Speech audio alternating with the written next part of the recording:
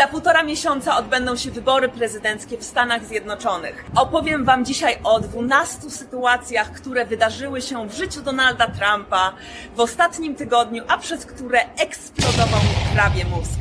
Zapraszam na odcinek.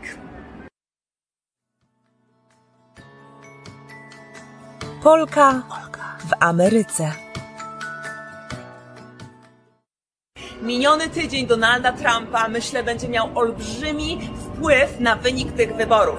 Wydarzyło się aż 12 rzeczy w jednym tygodniu, o których chciałabym Wam dzisiaj opowiedzieć. W zeszłym roku E. Jean Carroll, kobieta, która pracowała dla Elle, bo obecnie została zwolniona, pozwała prezydenta Stanów Zjednoczonych o zniesławienie, ponieważ twierdzi ona, iż w latach 90.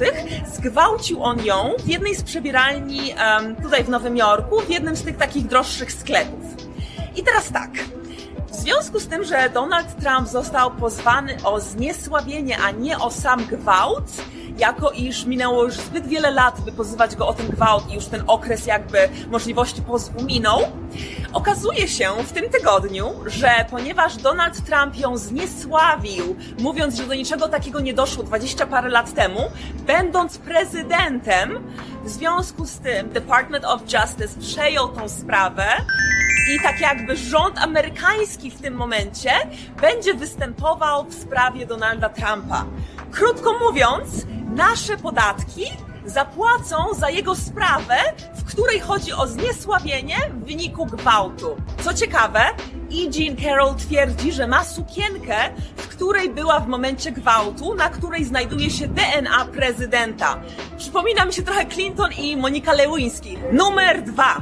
Na początku tygodnia wyszedł artykuł, który twierdzi, że Donald Trump nazywa wojskowych suckers and losers, czyli krótko mówiąc nieudacznicy. Natomiast oczywiście, jak w każdej tego typu aferze z jakimś artykułem w gazecie, jest mnóstwo osób, które zarówno potwierdzają tą historię, jak i jest dużo osób, które jej zaprzeczają.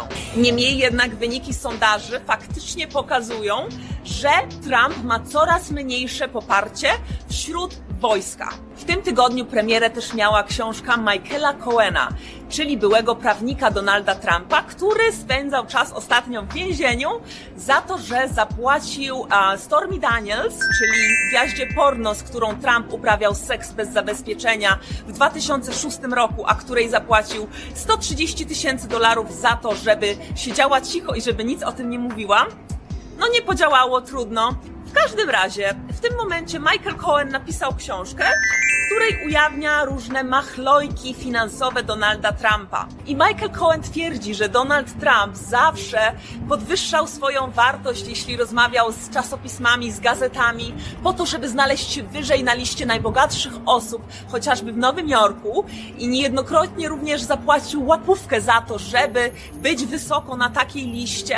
Ponadto w tym samym okresie, jeśli Donald Trump starał się na przykład o kredyt, których ma oczywiście mnóstwo, w tym momencie obniżał swoją wartość tylko po to, żeby dostać ten kredyt na lepszych warunkach. W związku z tym, jeśli okaże się, że faktycznie to prawda, jeśli te wszystkie śledztwa potwierdzą, że jest to prawda, jest to oczywiście oszustwo finansowe, które grozi więzieniem.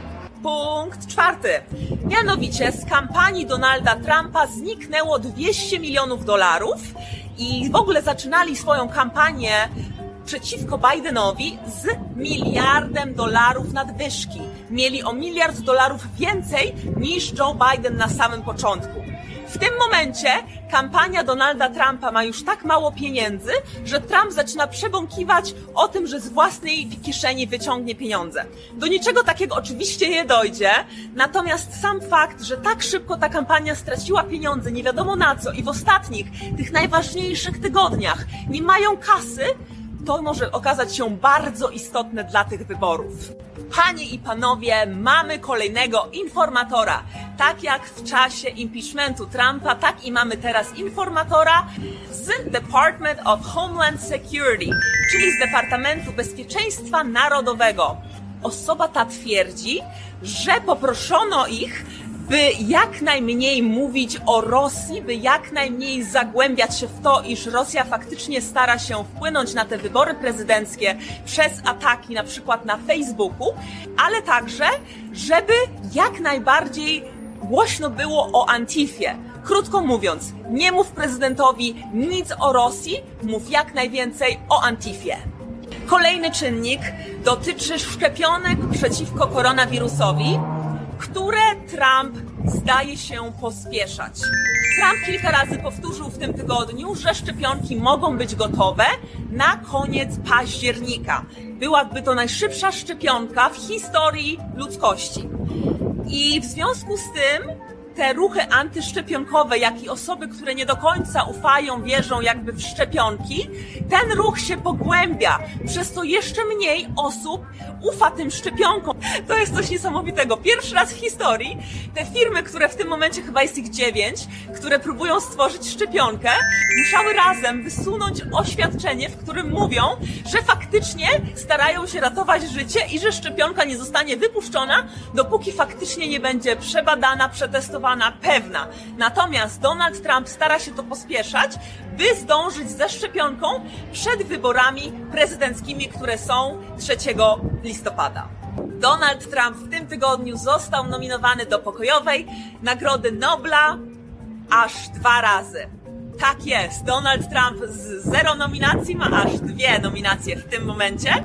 I są to nominacje za porozumienia międzynarodowe między Emiratami Arabskimi a Izraelem oraz Serbią a Kosowem. I administracja Donalda Trumpa miała duży udział w tych rozmowach i w tych porozumieniach, stąd też nominacje dla Donalda Trumpa. Donald Trump powtórzył 2 rzeczy kilkakrotnie w tym tygodniu.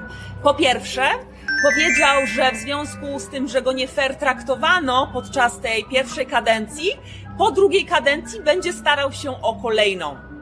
Druga rzecz, o której Donald Trump cały czas wspomina w tym tygodniu, to to, żeby jego głosujący republikanie spróbowali głosować 2 razy, co jest przestępstwem, za co mogą pójść do więzienia. Mianowicie mówi im, żeby najpierw wysłali listownie swój głos, oddali, a później, żeby znowu pojawili się z kolei w okienku do głosowania i spróbowali zagłosować jeszcze raz. Bo skoro system tak działa, mówi, w takim razie nie będą w stanie zagłosować ten drugi raz.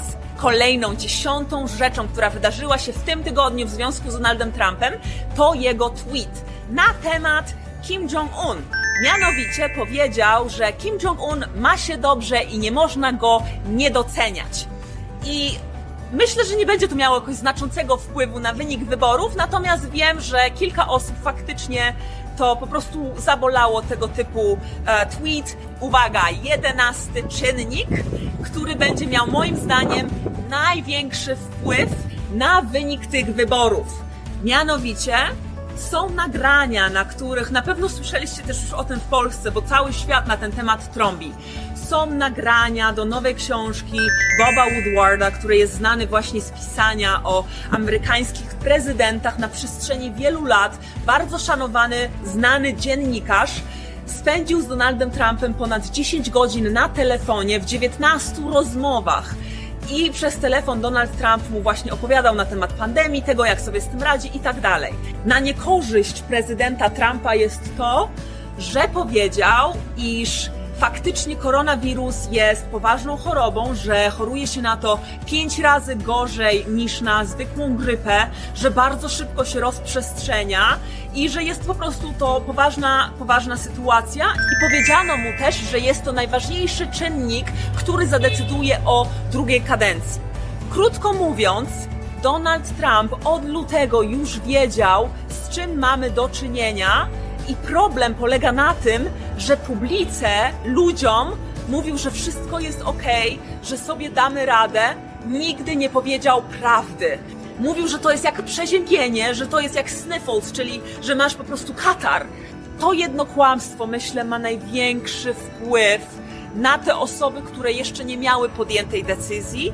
Tak szczerze to wystarczy, że jakiś republikanin ma w swojej rodzinie kogoś, kto umarł na COVID i już po takim jakby wyznaniu Donalda Trumpa na taśmie, gdzie możemy go usłyszeć, gdzie dokładnie mówi, co to jest za choroba, wszystko o niej wie, on ją rozumie. To nie jest tak, że on jej nie rozumiał. Myślę, że po prostu osoby z rodzin, w których ktoś umarł na COVID, będą bardziej głosować na Bidena niż Donalda Trumpa właśnie po tym nagraniu. I ostatnia, 12.